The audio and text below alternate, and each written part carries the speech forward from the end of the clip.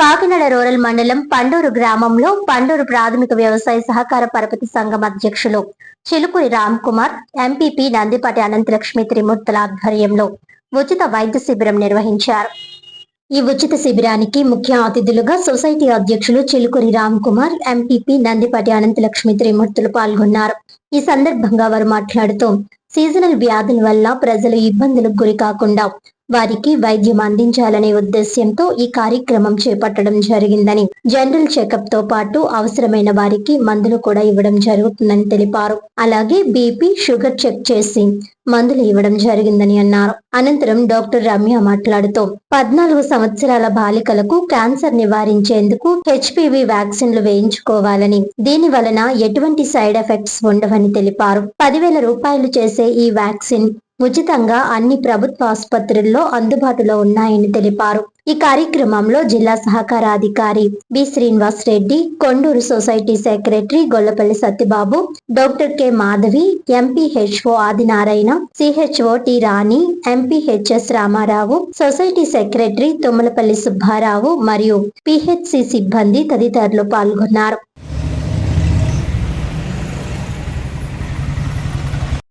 ఈరోజు పండూరు పిఎస్సిఎస్ ఆధ్వర్యంలో ఉచిత వైద్య శిబిరం ఏర్పాటు చేయడం జరిగింది.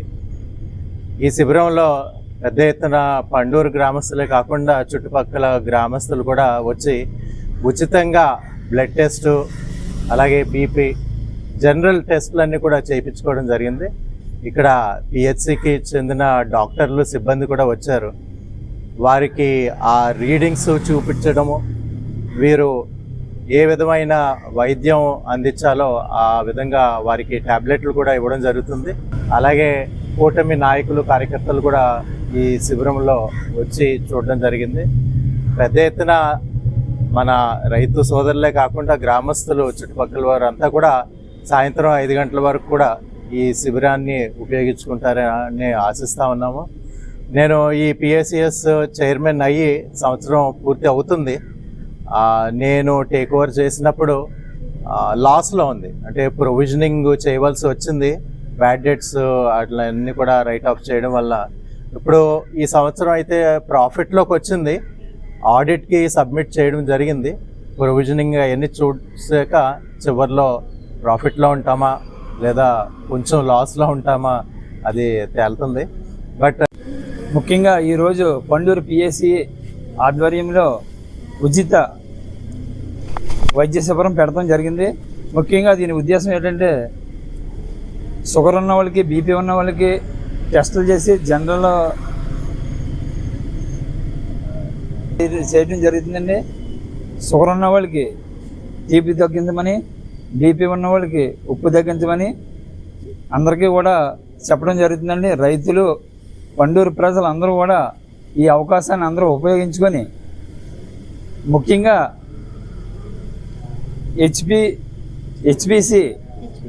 హెచ్పివి టెస్ట్ మన ప్రధానమంత్రి మోడీ గారు మన రాష్ట్రం, మన దేశం, ముఖ్యంగా అందరూ కూడా ఆరోగ్యంతో ఉండాలని అతను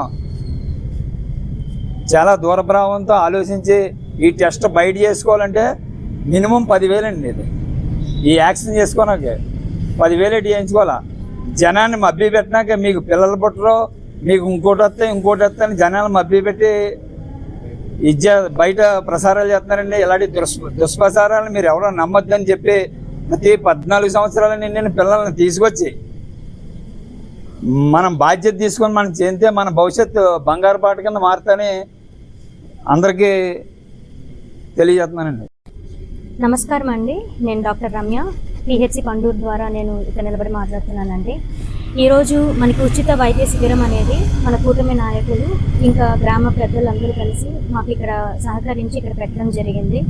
ఈరోజు ఇక్కడ జరుగుతున్నటువంటి ఉచిత వైద్య శిబిరంలో ఏంటంటే మనకి జనరల్ స్క్రీనింగ్స్ అనమాట, లైక్ బీపీ కానీ, షుగర్ కానీ, ఇంకా బ్లడ్ టెస్ట్లు కానీ, ఏదైనా సీజనల్ డిసీజెస్ ఉంటే వాటికి సంబంధించిన స్క్రీనింగ్ కానీ చేస్తున్నాము. ఇప్పుడు వర్షాకాలం కాబట్టి చాలా వరకు దోమల ద్వారా వ్యాపించేటువంటి జ్వరాలు చాలా వస్తున్నాయన్నమాట. వాటికి సంబంధించిన స్క్రీనింగ్స్ కానీ మేము ఇక్కడ చేస్తున్నాము. అది కాకుండా ఇక్కడ వచ్చినటువంటి ప్రతి పేషెంట్కి కానీ ఉచితంగా మనకి పిహెచ్సి పండూరు యొక్క ద్వారా మనం ఉచిత మందులు అనేది దయచేస్తున్నాము.